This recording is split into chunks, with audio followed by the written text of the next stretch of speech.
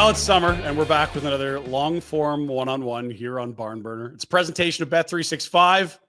Never ordinary, especially those Toronto Blue Jays. Let's go.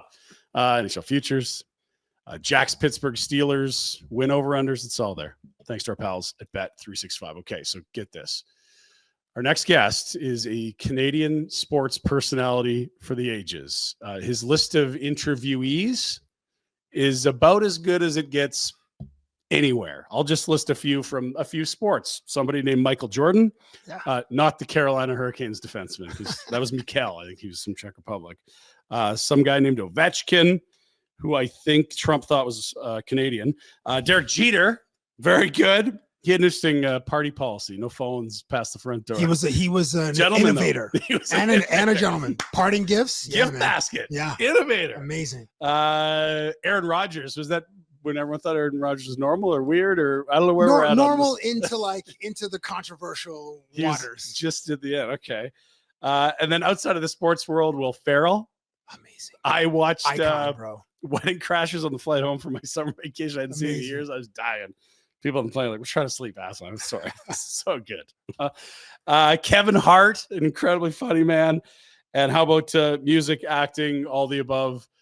Taking swings on the stage of the Oscars, Will Smith. I mean, this is the highs of the highs. Thanks, man. Cabbie Richards, Cabbie on the street. Welcome into Barn Burner. How are you, buddy? I'm wonderful, bro. Thank you for the generous intro. That was very kind. Well, I'm looking and I'm like, geez, like I could just list half the MLB or NBA, NHL. Like I went and watched your Jerome McGinley one. I think you did nice. A couple, but your first Jerome one. Yeah, thanks, man. And you ended it brilliantly where you're like, oh, like Jerome's asked you what you're doing last night. You're like, oh, it's Cowboys. He's like, we're supposed to come to the game. I'm sorry, Iggy. And Iggy walks like, Iggy, come on. Yeah. You didn't answer my call. I was like, oh, that's just like vintage Cabbie. This was, so I was an intern at the Score back in the day. I think it was 2004. So that was after you got your start. But to be an intern at the Score would have been the same as being an intern anywhere until you were an intern at the Score, and an intern could like end up with their own TV show somehow. Take me back to the early days. You're a Toronto area guy. You went to Ryerson, and somehow, some way, some punk intern ended up on TV on this incredibly cool and fun network at the time.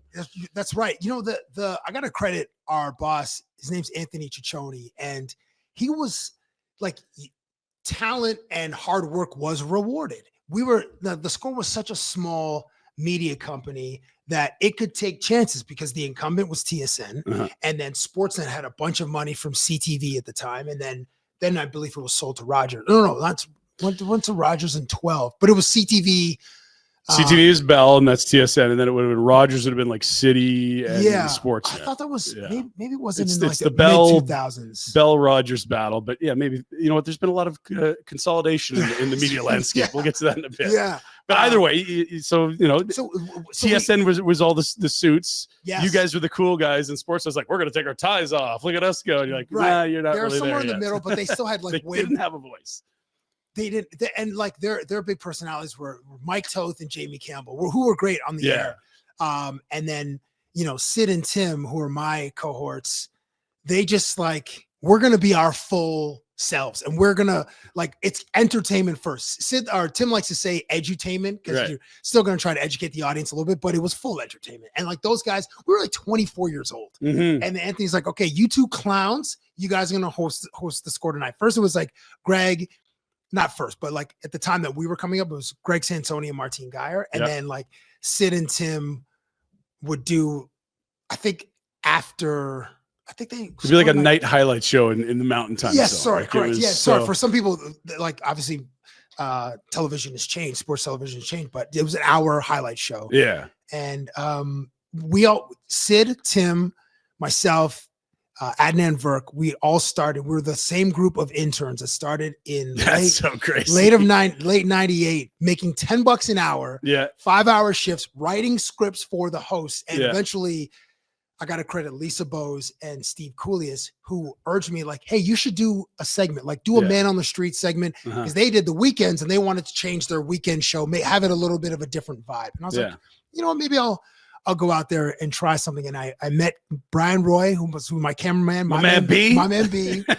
He bought a camera out of York University. It was like $3,000 or something. $3,000 when you're 22 is like so much money. That's crazy. Yeah. And then we just went out and started shooting these, and I was just accosting random people in the streets of Toronto.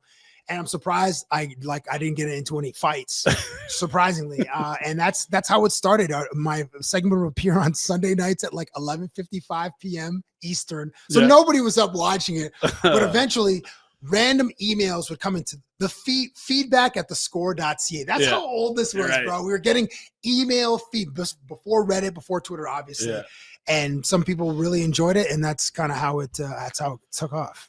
It was like an incredible incubator for talent. Yeah, man. Because to be that age and to be on TV, you could do that in a small market. But in Toronto, the biggest media market, where you've got all these pro sports teams and you had to go work somewhere for 2 decades to get that chance. Right, but that's what made the Score so amazing. It was a cool thing. It was the cool place. It was like, okay, well, we know the rights holders for the big products and blah, blah, blah. There's your insiders making $1 million, but it's like, you want to laugh. Like, Tim McAuliffe calling Jays sounds like Tony Batista. He's crazy. He's kooky. No, he's off the wall with a double. And nice. Like, oh my God, these guys are so cool. His line was always to the gap. What Tony Batista would double to the gap and pick up some khakis or something. Yeah, that was one of his. I mean, he had about 1,000 because they had those Gap signs. That's right. That's in right. the corners the billboards on the outfield wall. Yeah, exactly. You're good recall by you, by the way. Well, honestly, I worked next to those guys years later, but they were the established prime talent at that point, and they were awesome. But they were rock stars, and and not rude, but I remember I had the job that summer to input the NHL schedule into the what's going on when, which is normally fine, but we all knew there's going to be a lockout that year. It was summer of 05. So right after the Flames went to the Cup final, lost to Tampa.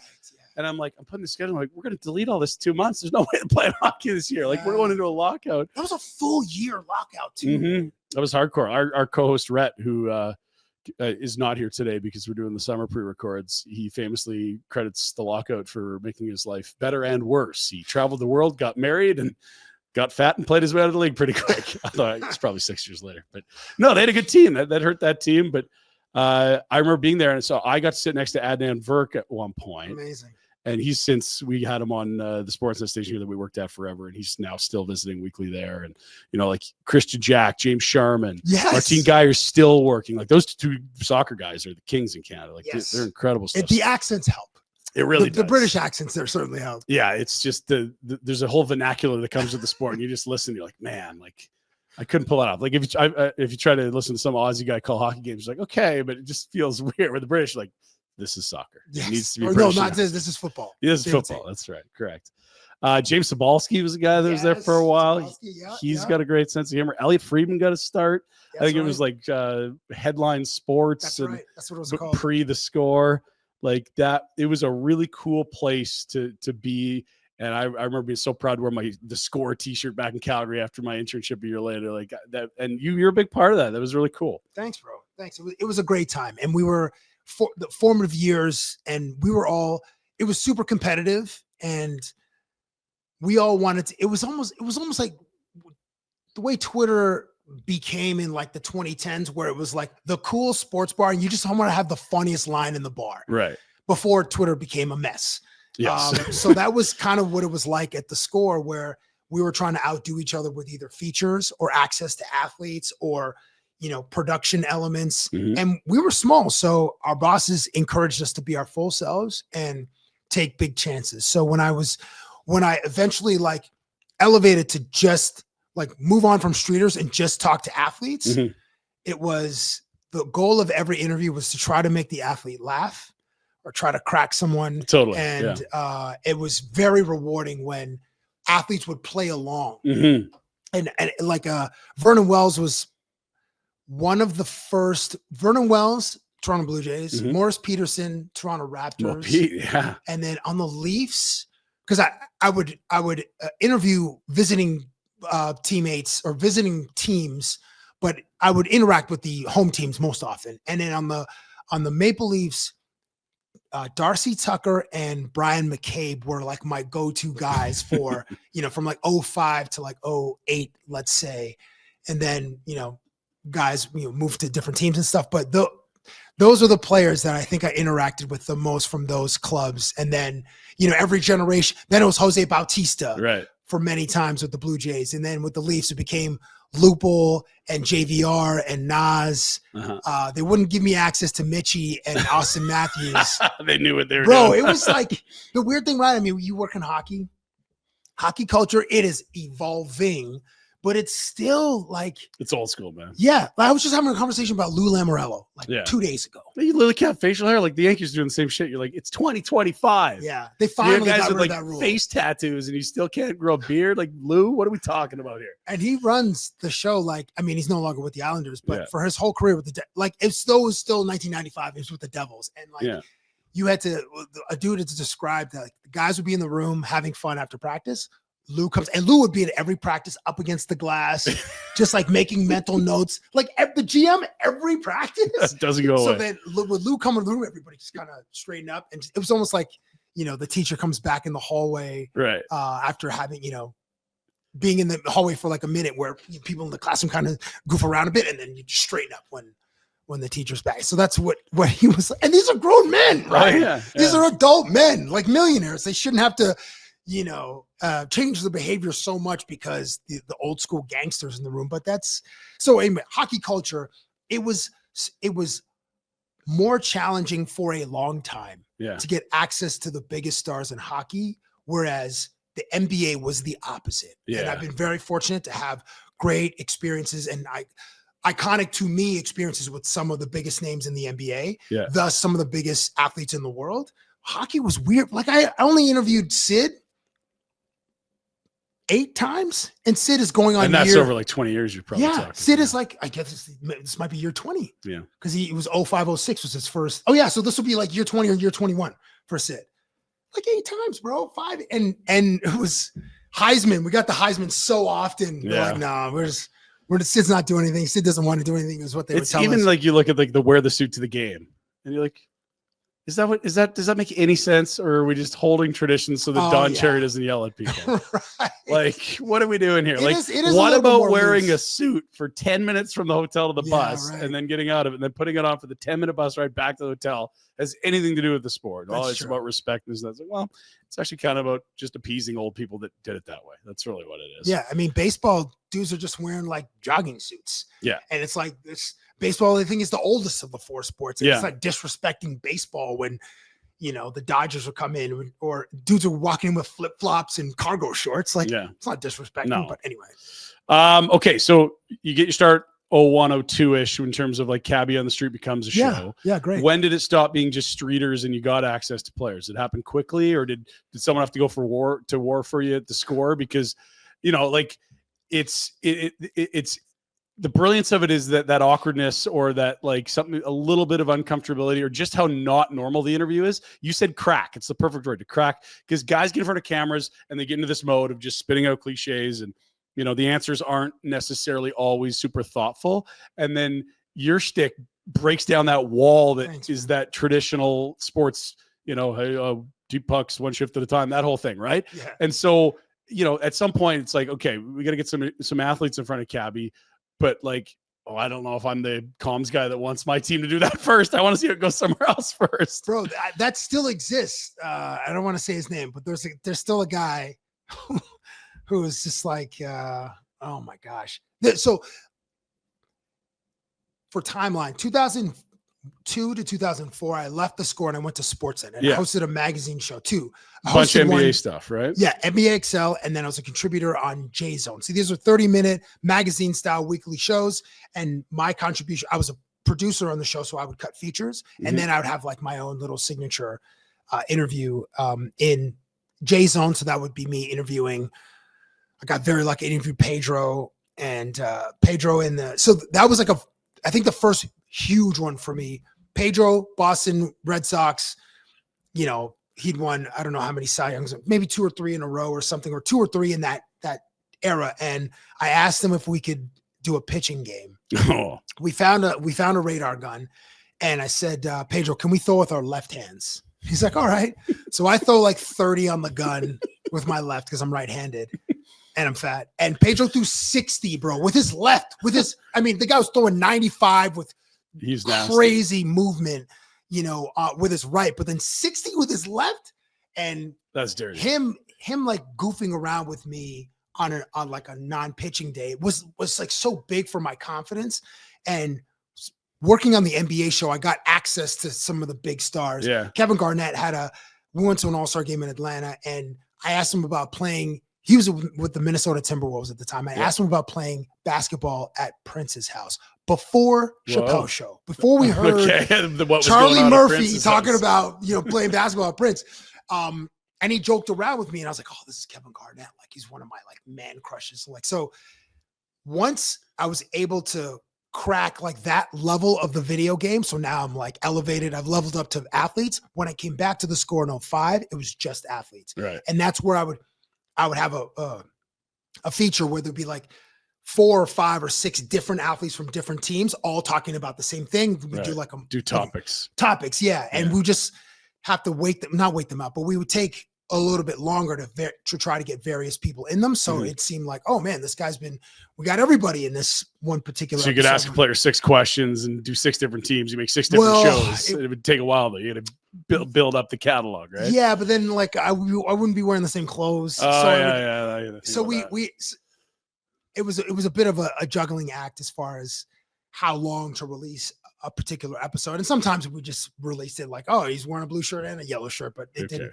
Audience doesn't care. They just care about what the athlete had said or is saying about topic, whatever. You mentioned Jeter. I did a bit once where it was like handshakes, and Jeter had like Sheffield. This is when Jeter's only played for the Yankees, but this is maybe 2008-ish. And Sheffield's like, Jeter has a handshake for everybody. I'm like, well, what are they like on? And they're like, who does he pick on? He goes, one player, I think it was Posada, had big ears or ears that stuck out. It's like, oh, he does a thing with Posada, and then he touches his ears at the end of the thing. So they asked Jeter to come up with a handshake, and it was so lackluster. He was so disappointed in the handshake that I offered him. He's like, it's okay. And then I quickly like transitioned to, okay, let's talk about girls. Now, this is in a time, Ryan, where culturally we weren't as evolved as we are now. So it was one of my crutches. And once I went from the Score to TSN, that was one of the big things that I could not do at TSN because it was still very buttoned up. I couldn't talk about girls. But part of the magic of Cabbie on the Street was the relatability, and talking to young men about beautiful women was just something that was relatable to the audience that consumed the Score. It was mostly college-age dudes. And we're looking up to these millionaire athletes, and they're like, they could date anyone. Yes. And so now you get a chance to talk to these guys that literally, as Jeter showed us, could date anyone. Yeah. He's kind of the gold standard. He's like the only face on Mount Rushmore. It's like his 4 of his faces. But he wouldn't give me anything. I was like, well, who's in your top 5 girls? He goes, well, you can get me in trouble. I'm like, well, just say a couple of them. And he wouldn't give me anything. I was like, well, at least I tried. But just he smiled a little bit, and he was a tough one to crack because he'd only give me an interview like once every couple of years. Right. But the Yankees were playing Toronto at least twice. At least, for 3 or 4 games. Yeah. And then he would just like run past me every time. Like, hey, Derek, do you have a couple minutes, blah, blah, blah. And he goes, oh, okay, I'll get you after batting practice. So once he said he would, and they just ran past me. I was like, just so defeated. It's, this game. Yeah. Getting access is harder now post-COVID, but even back in the day, it was still tricky. Even though you're there with a press pass and you have a media organization, it wasn't just like, hey, this is the Cabbie show. It's like, oh, I'm representing either the Score or TSN. But it was still tough, man. The hardest it's ever been that I haven't done as nearly as much as you, but covering spring training, those guys just wanted to get in and get the hell out. And it was like, go talk to some rookie. And there's like 70 guys in the locker room because it's like all 4 layers of it's not just the major league team, it's AAA, it's AA, single, like so many dudes. That was like where you had to just stand and be like, someone say yes. God damn it. It felt like dating in high school again. It wasn't good. Oh, I'm with you. Many swings and misses in high school. You bounced around a bunch, and that's a huge feather in your cap because in the media landscape of this country, it's not easy to move from one to the other and then be able to go back to a place where you'd worked before where, that seemed usually it's like you've got like a mark on you if you leave Scarlet letter. But you went back to the Score. You came back to Sportsnet much more recently. You also worked at TSA. You worked ever. I don't know that I can name a guy that's worked at all 3 of those places. I think Sabalski has. I think Sabalski. Yeah. Okay. No, I don't think he has for sure. Yeah, that's right. But I'm not sure if there's it's pretty rare. Anyone else. I'll be lucky, or I am lucky, that in the fall, or sorry, in the winter, I'll work for CBC. I'll go do some Winter Olympics. Oh, no way. And again, in my wheelhouse, interviewing athletes, like it'll be in the Village, and I'll be in Milan for hockey. Starts like the second week of the Olympics, and Livigno is the other part. So that'll be like, I'll interview, someone doing moguls or someone doing, alpine skiers or whatever. There's two things I'm doing. So I'm not sure. I may have like the 4 Infinity Stones in the Canadian media landscape. That's this unreal. Is more. It's or maybe that would be like CBC Sports at this point isn't huge, but they'd had Blue Jays games back, and they did a lot of CFL. Obviously, Hockey Night. It's leased space now, but that used to be like that is the 4 pillars of the Canadian sports media in our lives. That's crazy. So Olympics, man, that's exciting. How's your Italian? How's my which? Italian. Terrible. I was going to say buongiorno, and I think I definitely need to. I think maybe by then, depending on when this is published, like either like the Meta glasses, or there'll be some other device doing this the whole time. Which will be able to translate in real time. Whatever comes out of it, the person will be able to understand in their native tongue.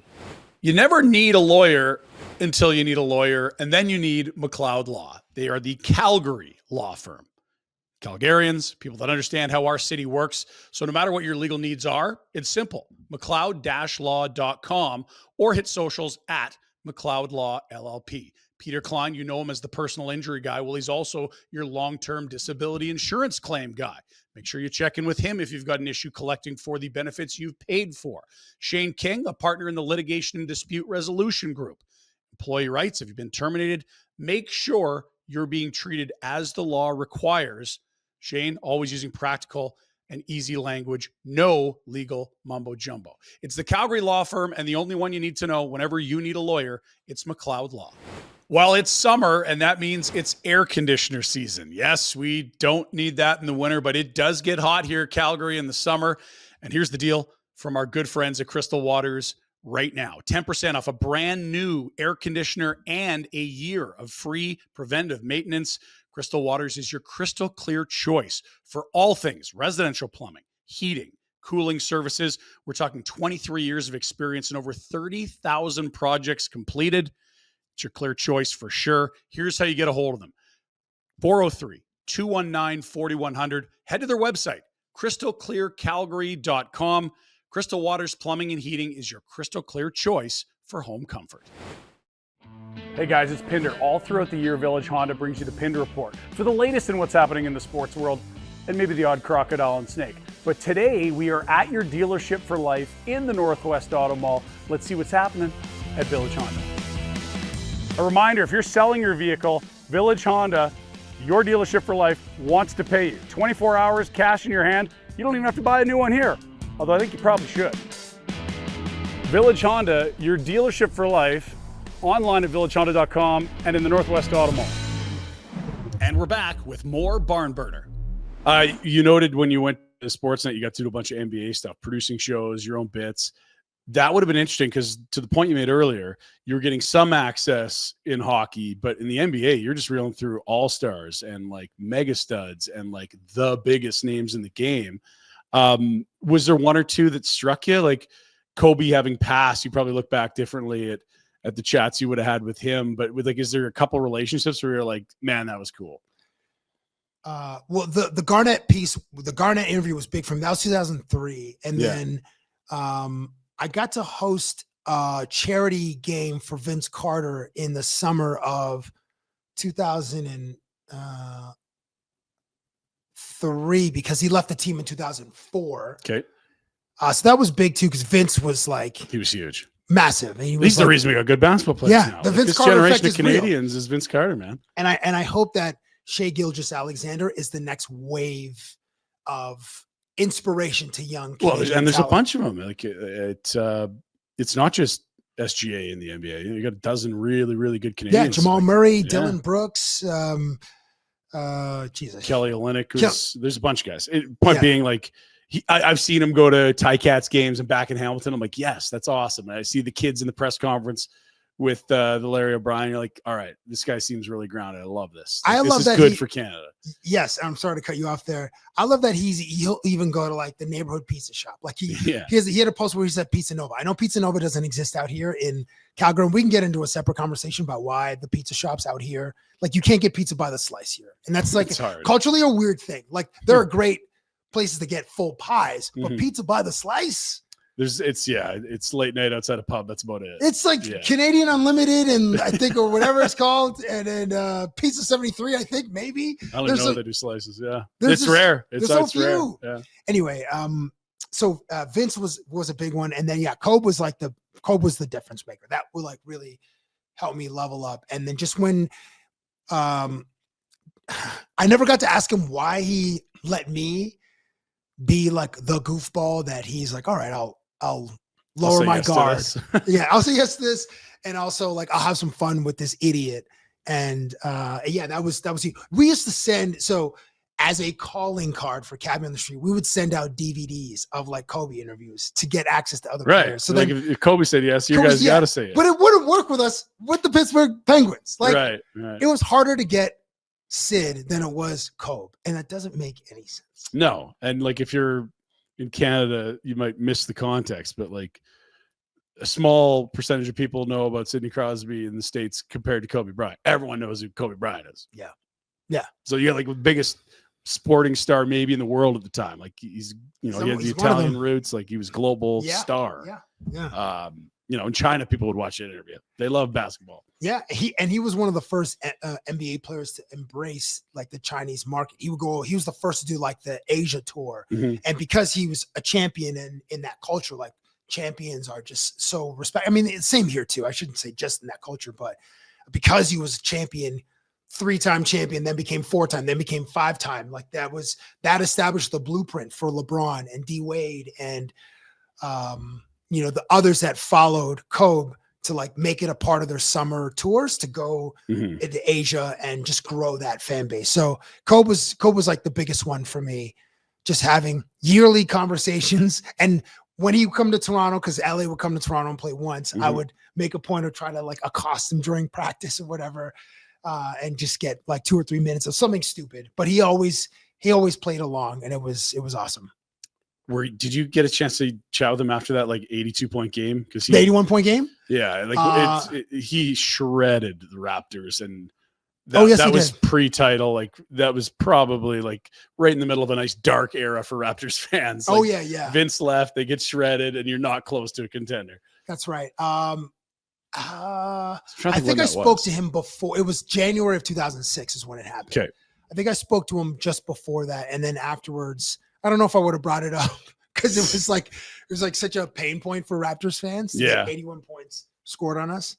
I don't think I brought it up, but I mean everybody was talking about it and still do to this day because it is remarkable. It's Wilt and then Kobe for most points scored in a single game. Crazy.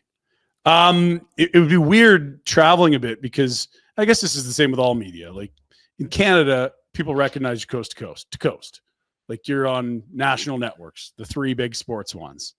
You go to the States, just some guy with a press pass. So I feel like the home teams and the guys that had met you early on would have a heads up what was going on, but you would have caught a lot of guys by surprise. Like, what is happening here? Yes. The first example that, and this is a more recent example, was I went to Minnesota to interview Justin Jefferson and Dalvin Cook. Oh my God. Yeah. And I'd interviewed Dalvin Cook the year before. We would do like a training camp tour when I was at TSN. TSN had the NFL rights package. So we would go and hit a bunch of different camps. Yeah. To get some players. So then when I met, so I immediately turned on my weirdness to like 100. And just from the start, so I, do my introduction and then, Justin Jefferson starts chuckling because I invade personal space just to brilliantly. Thank you. Just to establish like, this conversation is going to be different. Yeah. Because I'm not just going to stand 6 feet away from you and speak to you. I'm going to be like in your chest. Like I'm going to be able to hear your heart rate. And then at one point I was looking at Justin in his eyes and he starts like laughing. So he's like bending over and I'm trying to track his eyes with my eyes. And I'm also bending at the waist. And then he stands up and then Dalvin Cook's like, see, I told you, man. And I was like, I heard it. And I was like, oh, amazing. Because it's kind of the word of mouth, either being, this guy's weird, or like it's kind of fun. It's probably this guy's weird. It's probably a lot of both, man. But how many interviews do these guys do that are just the exact same and completely unmemorable? Hundreds. And how many interviews have you done with a guy that's unmemorable? Like zero. It would be hard to do your style of interview and not have a guy remember it. Oh, on that tip. I thought you meant like not memorable for me. No, I mean those guys, how many absolute BS, lots of words, nothing said, blah, blah, spewed cliches interviews do they do? Like, it's all day. It's all their media interactions. 99.9. So they get one guy that's doing it different. They're never forgetting you. Well, hopefully not. But you're in the same boat. Like, you try to make your experience memorable and entertaining and sometimes thought provoking. If you guys, if the conversation kind of veers in that way, but it's harder because now players don't really need to do interviews as much. There's more distrust in the media. And so when players launch their own verticals or their own platforms, players who don't have their own channels or pods or interview shows, they gravitate there first. And there's trust. There's trust there. There's shared experiences there. They know they will be protected. And we've seen it. NBA probably has like 12 to 15, maybe even 20 guys, active players that have podcasts. Hockey, I don't think there are any like active players. I spoke to Nas about it. I can't think of any. Like, there's a lot of retired guys, tons of those podcasts, but in the league, no. And the Kelsey brothers would be like, wow, when that started with the NFL, you're like, they're still in the league. They're talking to their brothers. Yeah. But you're right. Like, it's been the switch of like the media comes in interviews to like, the Players Tribune and like guys starting to control their own messages saying, we don't need to go through these traditional channels. Yeah. And COVID obviously changed a bunch of things, but I had lunch with Nas right after the season, maybe like May or something. And I asked him about like doing a pod. I'm like, nobody in your sport is doing it. Like in baseball, there's only Mookie Betts, and he's working with Bleacher Report. He's the only active guy to have a podcast, and his is great. Every week, it's like a big star from whenever they're on the road. They rent a hotel room, and he has like an hour long. Bobby Witt and Freddie Freeman's his teammate, but like a bunch of different guys.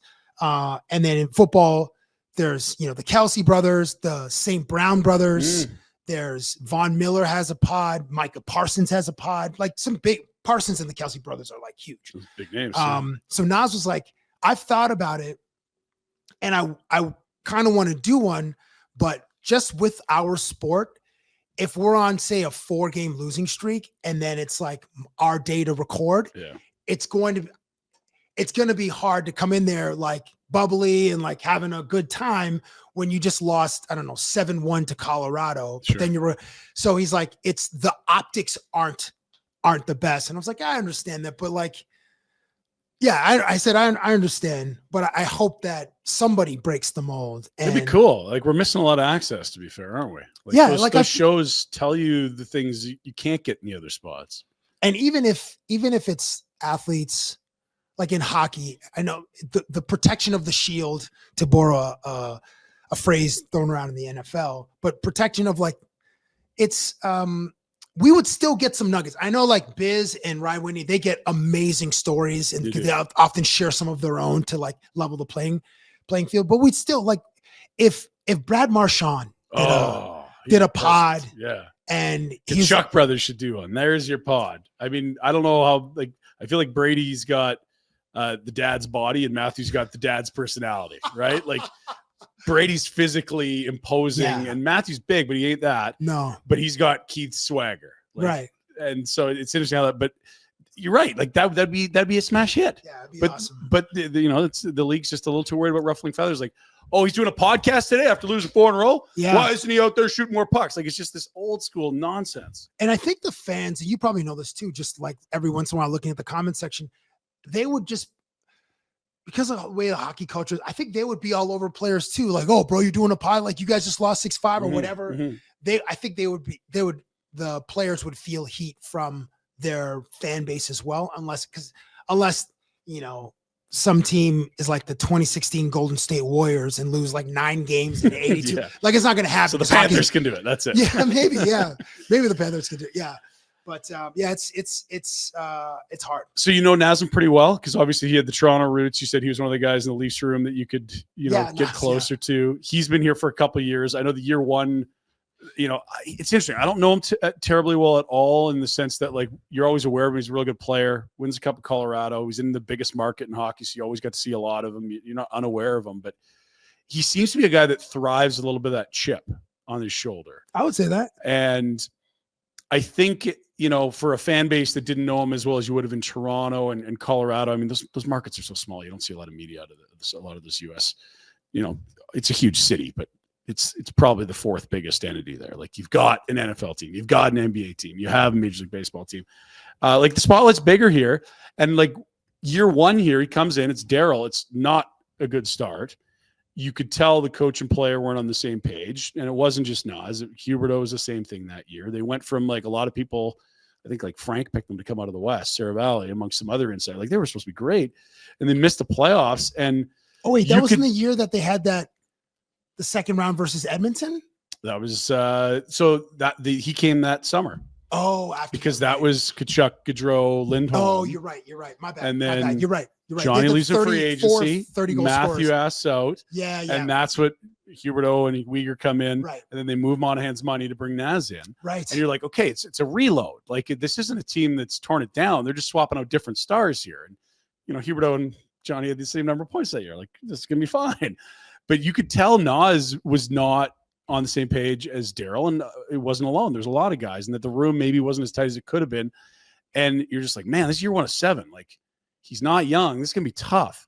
He's posted 2 unreal seasons in a row after that, to the point where, publicly in early August, he's like, I think I should be on the Canadian Olympic team. And I'm like, he believes in himself. He's got the big chip on the shoulder. If you tell him he can't do something, he will. He gets death threats in the playoffs against St. Louis, scores a hat trick in the next game. Like, that seems to be when he's at his best, is when he needs to be questioned in a way. And there are a lot of athletes like that. You're right. And it's a motivation piece that like MJ, when you saw the show, bro, he would use anything to blow it. Yeah. And you're like, oh my God. Like he's like making stuff up to get mad at guys. Yeah. And it's crazy. Like invent beefs, invent gripes, invent grievances, and then just go murder someone for 40 and 8-8 or whatnot. Nas, I think he thrives in that, thrives with a chip on his shoulder. We haven't spoken about that like specifically, but your point about not being invited to like the national camp or whatnot. The guy had 35 goals on a team that doesn't score that much. Yeah. And a career year in what is it now? 11 or 12? No, not even. No. I think he came in 17. I think it's 33 or 34 in October, if I'm trying to remember. So maybe it's year 10 or like whatnot. Either way, it's like the dude's. And look, you could also play the other game where you're like, okay, so let's name Canadian centers. Like, well, McDavid, Crosby, McKinnon, Celebrate. Okay, yeah, like there's lots of good centers. But like, he feels personally offended. And I'm like, I like that for Naz. I think he's gonna be real good in the fall. That would be great. Like if you use that grievance to fuel you the whole year. Mm-hmm. Let's go. I mean, and wait, in the Monahan deal, there's a first round pick that Calgary got. Was it Zane? Who did they draft as? No, they had to give a first with Monahan's money. Oh, they had to give and that was the pick 16 in this year's draft. Montreal got to use it, and they traded it to go get Noah Dobson, who was another former first for the Flames. They traded away Travis Hamonic with the Islanders. Anyway, don't get us onto that train. My bad, bro. My bad. But yeah, it's I don't know. Like I feel like. Nas had the book come out and like last year, 2 years ago, and last year we're starting to learn about what makes him tick here, because things in Toronto just get so blown out of proportion sometimes, and they make villains out of people that aren't. And it's interesting. Like he's a competitive cat. Like, do you enjoy interacting with him? Love, man. He's I saw him a few days ago. We were in Toronto for the HTA Summerfest, and I also went a few weeks before that. He had a golf tournament in London, Ontario. Like an annual, right? An annual event, and spent some time with his family and his cousins and stuff. And he was like, his mom runs the show, and his dad is like the mayor. His dad holds court. Shout out to Sam Kadri. He's just a wonderful. I can just listen to him tell stories all day. Comes from a great family. So yeah, I do really enjoy Nas, and I enjoy when I do interviews, there are very few that I'll tell the person beforehand what I'm going to ask, because I want the reactions to be authentic. Yeah. the first time I got to interview Kobe one-on-one, we had to send questions to LA Right. before we got the green light. Because this was like in the time where his public rating was like very low and he'd gone through like a whole ordeal. Denver incident. In Eagle, Colorado. So we were just like, oh, just made them super generic. Like, what is his training? What does he eat? Like, how does Kobe relax on a blah, blah, blah. And then he didn't ask me any of that stuff. I asked him like, can I stay at your home? What is your address? I want to stay with you in your guest house. And then it turned You got a pool house? Come on. Help me out. For sure he did. So yeah, Nas, so I enjoy just catching guys off guard. Again, it's always G-rated, and neither of us have any interest in doing gotcha journalism. Right. We're not out here doing clickbait titles to stuff. Like, we want to enjoy it. We want to entertain you, and we hope that you enjoy spending time with us. Yeah. Whether in this long form conversation or the hundreds that you've had in the past and the thousands that you'll have in the future. Right. So we're not really out here. And even more importantly than that, Ryan, we know that relationship capital is the most valuable resource. If you screw a guy, that memory is long. You mentioned Rodgers earlier. Yeah. First time I hung out, much earlier in the conversation. So first time I hung out with Aaron Rodgers, we had burgers in the Valley. It was after the ESPYs, and we become kind of like friendly. And then I was like, "Yo, let's grab burgers." He's like, "All right, cool." And then we changed numbers, but while we're eating burgers at this nondescript little burger spot, he told me of like the 5 guys in the NFL that he'll never talk to again. Blacklisted. Yeah. And I was like, and that person's also famous. He goes, this person is for the league. But like, just, and he didn't say specifically how they got on his bets. With one guy he did. But players will, even if they say, I don't pay attention to that stuff, everything goes to their phones. And you know what? Here's another thing I don't think Clay will care that I tell this story. Okay, so that's that with Rodgers. Yes, grievances are filed and they are kept for. I don't know how you come back once you violate someone's trust. I don't know if you can. It's not backup running back; it's a star quarterback in the NFL. And like a 4-time MVP. Telling people they're just everyone's gassing this guy now. Clay. My point is about phones. So I've learned that sometimes the best time to text a player is right after the game, because after they get off the court or at the ice. Like you naturally go check your phone. You like even maybe before you go to the shower or a change, you just out of force of habit. Yeah. What am I missing? And you just scroll through your phone. Kids. And that's when you'll get a response like right away. Because really? Their phone's in their hands and So anyway, what my point is, players read and see everything. If they're not going out to look for it, the group chat or one of their cousins will have you seen this? Exactly. Forward it to them. It's the entourage. I notice a lot too, where some guys might not, they can go look for it if they want, but they know it's probably not good. But then it's like, brother's like, are you seeing what so-and-so saying about it? Like, did you have a real like bad one that comes to mind where you're like, ooh, shoot, like something went sideways, there's a miscommunication, or maybe a segment you did got edited away that the player didn't like it? Like, no, I've been very careful with that. Yeah. And even socially, I never have like controversial stances or even hot takes or hard takes. That's not really my game. I'm there. Yeah, that's fair. My game is just to entertain. And I understand. Well, early I effed up with a couple of players. Like I got numbers and we had a couple of nights out, and then I texted too much. And then I just got like, it was just left on red before being left on red was a thing. Right. Just got iced out. And I was like, I effed this up. I'm like, I was too eager. And I was always like, hey man, do you want to do a thing? Do you want to do interview? Blah, blah, blah. Versus like, yo, how are things? How's your body? How's your ankle? Or like, great win last week against the Panthers or whatnot. Just treating them like humans versus products or like interviews. And I learned that in 2010, 2011. And that changed that changed the dynamics with me in athlete relationships. Now they're like some dudes, I'm an acquired taste.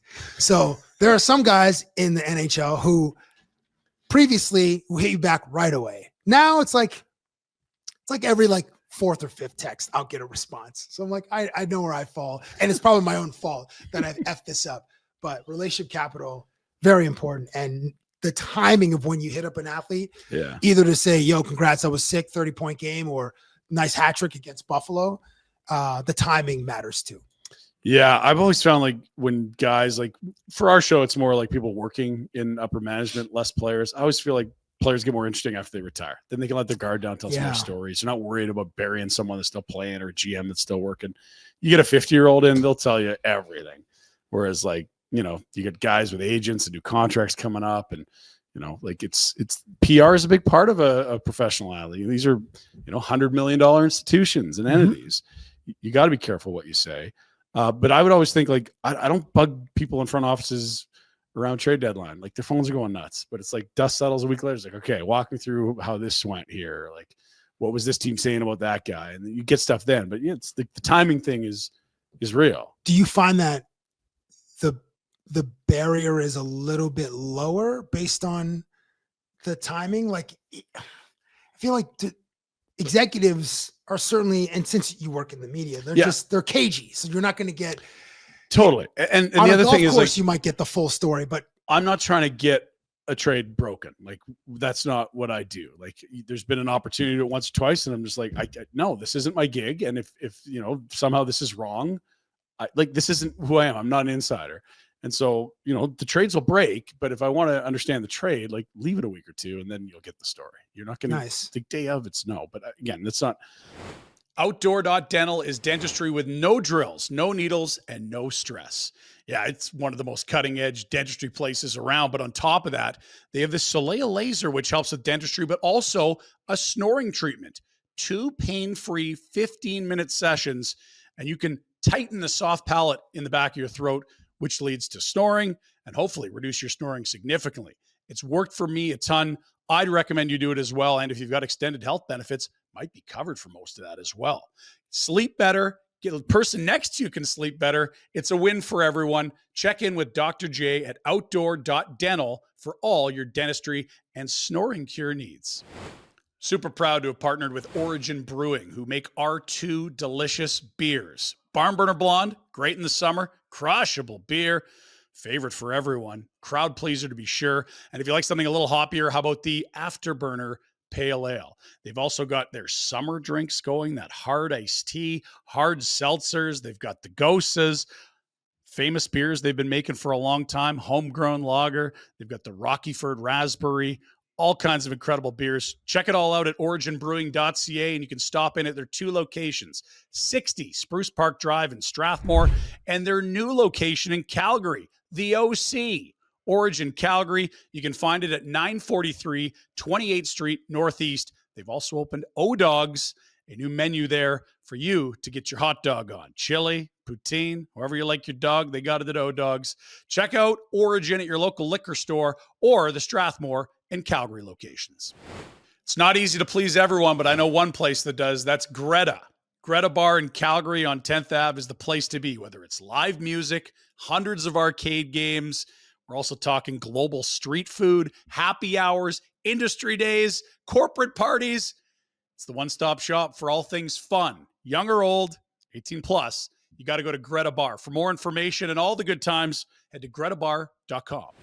Buddies, at Barnburner is a presentation of Bet365, best gaming partner in the whole wide world. Get that app on your phone. If you haven't got an account yet, set it up. Use the code NATION when you sign up. Be worth your while, and then get in on it. They got game props, player props, totals. What sport do you want? What are you looking for? It's all there. Get in the app, get in the game. Whatever your bet is, it's never ordinary. At Bet365, official partner of Barnburner. Let's get back to another summer edition of Barnburner. I want to ask you about your relationship with the city. With Calgary. Because you're a Toronto guy. Yeah. But for whatever reason, someone told me you spent a lot of time in Calgary. I'm like, what? Because we're this little Western outpost, and they're the team's highlights come on once they're done with all the important stuff in Toronto, and everything's in Eastern time. Maybe it just says time, it doesn't even say Eastern time. But we love this city. People that grow up here, I think this is an incredible city for standard of living. You have the mountains close by. It's clean. A lot of people have great jobs here. It's a great place to have kids grow up. But for a Toronto guy, when did you come out west first, and what were your initial run-ins in Calgary like? I moved here for love, Ryan. I moved here my wife is from here, and her business is here, and her family and her whole infrastructure is here. So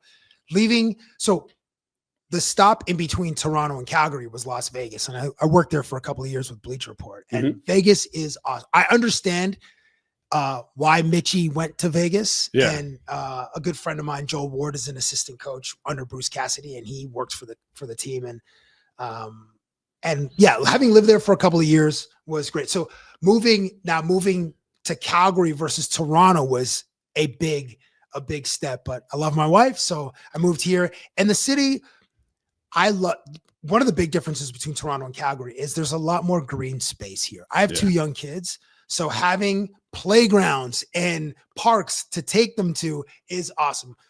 Where I lived in the city before, if anybody's watching this or listening to this knows Toronto, I lived at Bayview and Lawrence. It's in North York. It's a nice part of town, but it's like it's towers, skyscrapers, everywhere. Concrete, Right. street Here, cars, there's honking horns. Yeah. Here there's Pierce. Is it Pierce Edward Park? No. Prince Edward. There's Prince's Island. Yeah. By the water. Yeah. And then a little bit further down, there's something Pierce. Something. Anyway, there's the river coursing through the city is beautiful. And once a week, I'll take my boys down there and we'll do like 7 or 8K walk. It's wonderful. In Toronto, we have Queens Quay and we have the lake, but it smells. It's like you don't swim in the lake. You don't swim in the lake. That's a big thing about a lake in a city. If you can't swim in it, it's really not an amenity.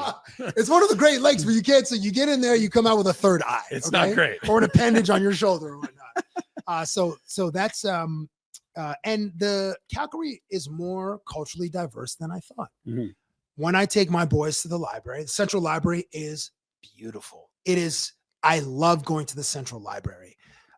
That's where there's first generation Canadians, they're all there. Yeah. And I'm looking around, I'm seeing these like 4-year-olds or 6-year-olds. I'm like, oh man, like this kid's probably a violin maestro over there. And this kid is probably going to help us either from the aliens or the AI. And I'm just, I'm just throwing around like positive stereotypes and whatnot. But it was, the Stampede isn't as culturally diverse, which I had a fun night out. Shout out to Cowboys and Dave Erner and that whole outfit. Yeah. I had a night I saw Macklemore. Do I remember a single Macklemore song? I do not. I heard it was a great show. Fun show. But it's a nice city, man. And I look forward to the new building opening next. Is it next season or two? No, it's next fall 27. So you're fall 27. 2 years. And how the whole development around there, a couple of hotels, the JW Marriott, the pavilion. Like I look forward to that, and I look forward to seeing Dustin Wolf. As sign that man, Connie. Sign that man. Listen, Hellebuck's getting older, Shesterkin's getting older, Bobrovsky's getting older. There's room now. Ottinger he's the bridge between like the older dudes and like the younger. But like there's Wolfie, bro. There could be a future star there. Yeah, it's a special player. I just keep saying like the way the cap's growing and what you've seen him dominate at every single level from like junior, AHL, like rookie. Only Lane Hudson could top him last year. That season wins the rookie of the year most years, the last 10. And it's like, what? Like, is $8 million going to be expensive in 8 years? No. So like sign this guy to an 8-year extension. You got him for 9 years. You've locked up his entire prime and now build around him. Like, sounds easy over here, but yeah. Come on, Connie. Yeah. Quarterback GMs over here. And you know what's funny? Or GM quarterbacks, I should say. You come to Calgary and it's not a media mecca. And that's the hardest part, I imagine. And not only that, I shouldn't say, because like you're an arts and culture guy. Toronto is a mecca for arts and culture. And, I lived there a couple times over a few summers, and it's just like every artist, every like weekend, there's a different festival. You've got 3 of the 4 big sports. You've got IndyCar. Like it's just culturally incredibly diverse and everything's happening. No city is that busy in this country. Montreal can hang a bit in the summer, but to leave that, which is obviously a big staple of your brand, is like, it's got that feel of the city and arts and culture. But also to like, that's where everyone's headquarters are. That's where the Score was. That's where TSN is. That's where CBC is. That's where Sportsnet is. Like, that's tough. It is. There's less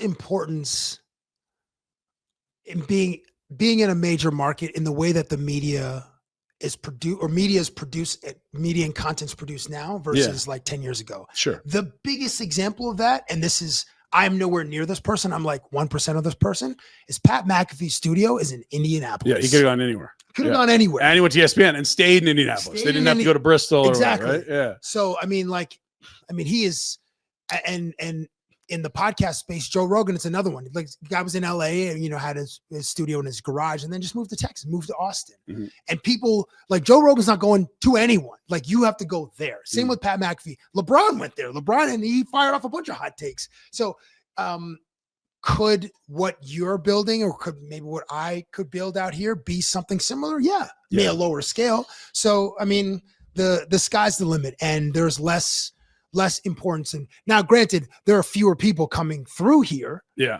Whether it's artists. You're not getting NFL teams passing through. Oh, no.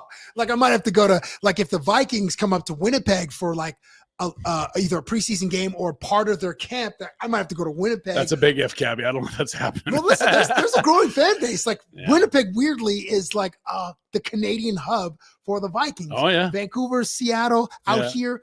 Is it the We're Broncos no man's or land, Chiefs? man. Like the problem here is that like we're a rare instance in this country. Like Calgary isn't close to an American city, right?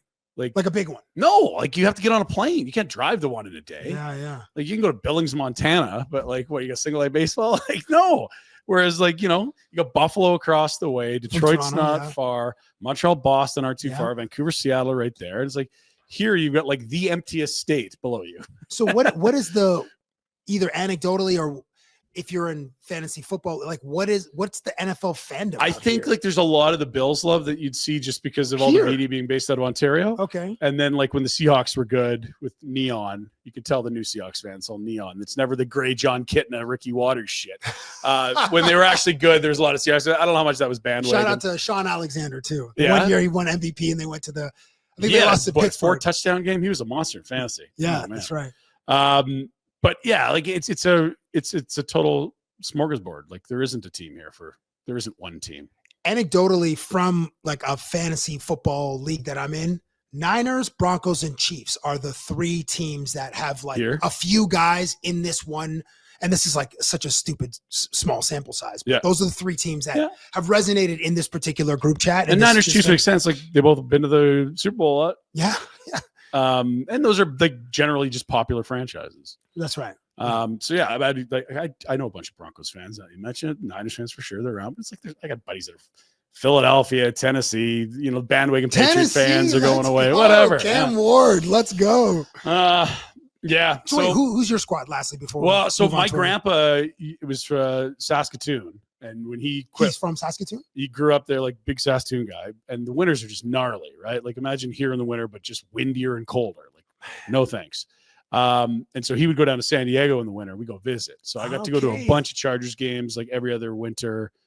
You go down, you do like when you were young, it was like the Wild Animal Park or SeaWorld and the zoo. And then as you get older, you're like Chargers, Padres, Disneyland, and Anaheim. So Chargers naturally. And like the peak of my fandom there was like the LaDainian Tomlinson 32 touchdown season. 2006, I think he won MVP. I think it was 12. No, it would have been 6. You're right, because I was working in Fort St. John. It was 6-7 by hockey years. Okay. You're right. I think he ran for 28. He caught 3 and he threw for 1. I think they ran him out on a bootleg or something. Yoink, touchdown. LT was a beast. Yeah, he was awesome. I think maybe there are 3 running backs that ever won MVP, or maybe 3 in our lifetime. Yeah, modern era. Adrian Peterson, LaDainian Tomlinson, and maybe Sean Alexander. I know he was on the cover of Madden, which you usually have a big year if you're on the cover the year before. No love for and the maybe Saquon. Saquon might get one. I mean, he wasn't MVP this year. It was Josh He's Allen, not going to get it this year. Sorry. Yeah, if it's not this year, then the guy has to jump. Does he have to jump over someone, reverse, and then do a friggin' backflip? Yeah. And then score an 80-yarder? Sorry, he didn't score enough 99-yarders. Yeah, those are all 80-plus. Darn. Okay, your last bit at Sportsnet, you leave TSN. You had a podcast there for a while. I did, we could touch that a bit.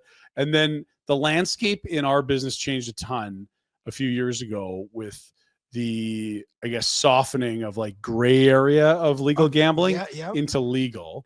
We got a Bet365 sign. Bet365 sign. Salute to Bet365. But that's changed a lot of things. The media's been shrinking, but cable people have been cutting cords, but like sports has been very different, and the wagering side becoming legal has been a really big driver of a lot of content. Just your sort of thoughts and experiences with pre and post, wagering money. Yeah, Canadians love to gamble, and it's every year. I mean, Play Alberta in 23 raked in 4.4 billion in revenue, and then in 24, 5.3 billion in revenue, and who knows in 25 we'll hear it in like March how much, and that's just one operator. Yeah, that's not the biggest book. Correct. Yeah, that's one of many. When I was so my role at Sportsnet, I was the executive producer of strategy and betting content. Yeah. And our insights team would send us reports every 6 months about how the public is experiencing betting. And it was 50-50. Half the audience hated it. Mm-hmm. And the other half were like either casual fans or more experienced bettors or had some interest in betting. But generally for the audience, just seeing a betting or some kind of gaming commercial every second or third commercial break, to them, it seemed like it was just an avalanche. And I understand that. And we understood the criticism, but wagering in sports isn't going. It's been around since they started racing horses or dogs in like, I don't know, 1901. When dudes are running the 100-meter dash naked in Athens, people were betting. The first Olympics, I think it was 1896. So, and I'm sure even before that, if you could race or fight, someone's putting some money, either putting some stones on it or some silver pieces or whatever. Yeah. So now, as you mentioned, as the media landscape is changing, some media operations are being funded by some of the not the revenue, but some of the costs are being absorbed by these gaming operations. And listen, they don't need creators to be like, bet on this, bet on this. It's just like it's helping to support conversation around sports, whether on a podcast or a show or whatnot. And I personally, I'm a bit of an experienced bettor. I mean, going to work in Las Vegas, and our production office was in the Caesars Palace Hotel. Yeah. And we produce shows at the Caesars Palace in the sports book every Thursday and Sunday. Like that was a life-changing experience for me. Cause sharps all around you, man. I met a couple, like one whale who we were like, hey, let's just do a dog. They do not, the whales, like the people that bet 6-7 figures on a game or an outcome, they do not want to be identified. They do not want the IRS to come. Oh, so we saw your little video with Bleacher Report. Let's have a conversation. So they want to remain anonymous because there's money being exchanged for now. And listen, I know I enjoy sports gambling for entertainment. And again, according to the research that our insights team would do at Sportsnet, most Canadians wager for entertainment. Yeah. In social settings, it's a March Madness pool, it's the start of the NBA or NHL playoffs, or it's Super Bowl. It's whereas our American counterparts, the majority of those bettors bet to make money versus just for like having another layer of fun in the taking in the sport.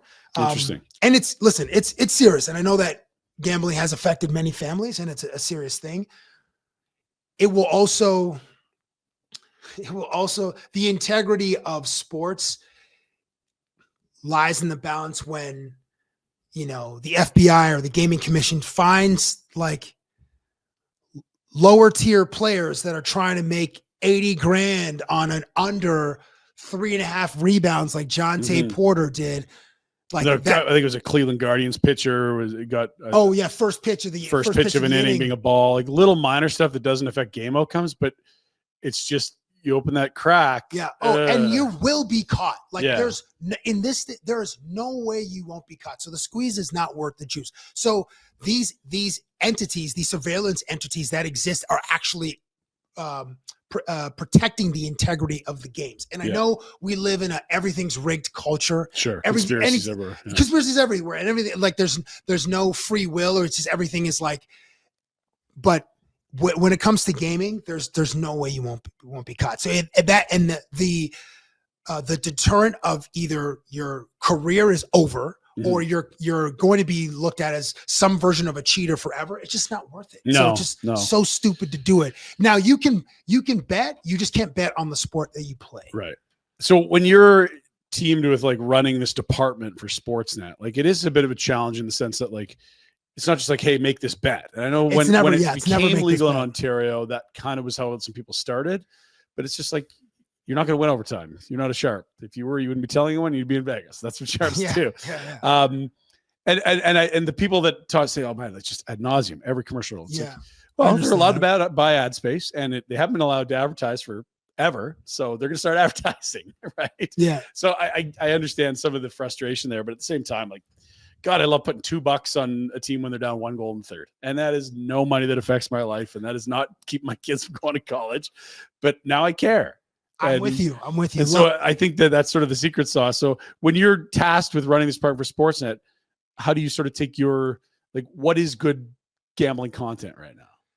Right now? Like, not a show, but like, what are you really trying to provide that book like 365? They're saying, hey, we're going to partner with you, Cabbie, build us something.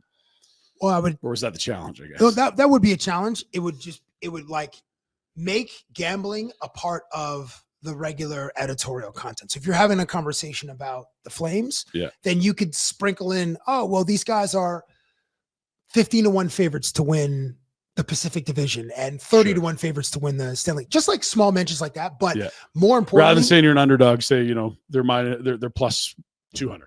Just change terminology. No, you can say that. You can say that. I just think if for it to have a greater adoption and make it more palatable to the audience that doesn't like sports betting, just sprinkle it in, to use a sports vernacular, a little bit of seasoning every once in a while. Don't hit the audience over the head with, all right, you could have a segment like, hey, this is our play of the day. That's 30 seconds of a 1 hour show. It's only 30 seconds of a 1 hour show. Yeah, we're about 2 hours, and that's kind of how we roll. Yeah, and I think that's the right approach. But again, and if you've got 30 seconds of TV land's a whole lot different than 30 seconds on podcast. That might bother people on a TV show, right? Yeah, and it has, yes. And with your particular sponsor, Bet365, when I was at Sportsnet, that book, that operation is very much like, hey, we just want to be a part of the regular sports conversation. Right. We don't want any dialogue or any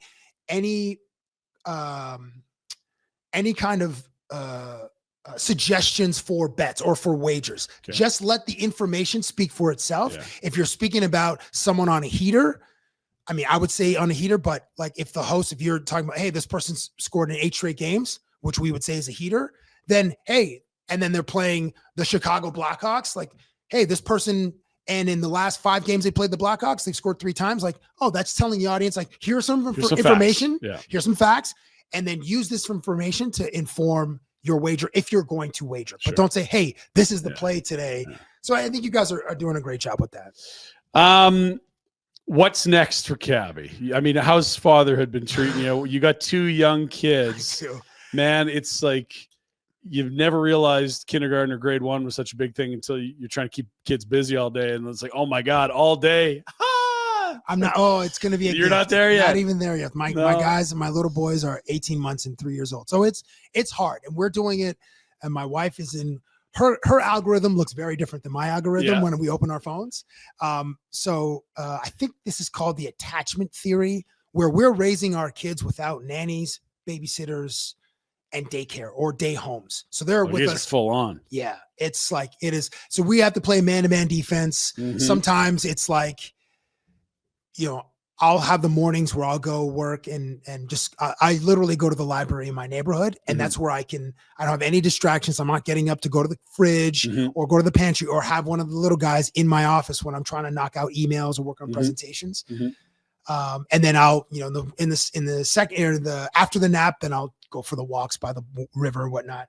But what I'm working on next, I started a small agency with some friends, with some former colleagues, a guy from Red Bull and a guy from Vice and Shopify. And we have a colleague in the US as well. So we're trying to connect brands and teams and athletes with creators and in the commerce space. I know it's kind of highfalutin what I'm describing, but that's kind of the easiest way to understand it. And I'll be working with the CBC in the winter, contributing on the Winter Olympics coverage in Milan, which will be awesome. And I hope that I'll have an interview with Connor or Nate or Sid, the second last day or the last day of the tournament. And it's like, I could smell the Bud Light or whatever they'll be drinking. It better be that. Maybe Peroni. Come on, boys. You're in Italy. Yeah, sure. Yeah, you're right. Peroni or whoever. I think Budweiser sponsors. So whatever. Yeah. Bud Light or whatnot in the dressing room after they. We don't have Barnburner blondes over there, so don't waste your time looking. I might have to bring these in Calgary. I might have to bring some over there. I'll send you home with some. Thank you, sir. Thank you. So that's what I got cooking right now. That's exciting, and honestly, like it's a very untraditional path in media. Like you found a way to really like carve you. Like no one will confuse anyone else for Cabbie ever. Like, and that's a huge testament to you for being not only your authentic self, but being able to lean into the traits that make you the person that people love. Thanks, bro. And so to take that now into this space with brands and teams, like I think that'll be a smash hit. Thanks. And, we're trying to build some cool things. Yeah. So keep those boys busy. Yeah. You're in town. Try my best. Let us know when you're around. Will do. When mom's full on got the young menaces, you can get out. And this will be my escape hatch coming back to Barnburner. Anytime. But honestly, thank you for doing this. I know that we're always in the stuff we're in, and you don't get the perspective that other people have. But to sit down with you today, after watching the content you've created for 20 years, like it's really cool. You changed the way that a fan could interact with their players, to get behind the scenes and to see the personalities come out rather than, the traditional press conference style interviews. So kudos on your incredible work. Excited about what you got to come, and also excited there's a couple Cabbie juniors running around our city here. Thanks, man. Thanks, Ryan. You're very kind. I appreciate the conversation today, bro. Right on. Thank you. Cabbie Richards, Cabbie on the street, joining us here in studio for Barnburner. Thanks for watching.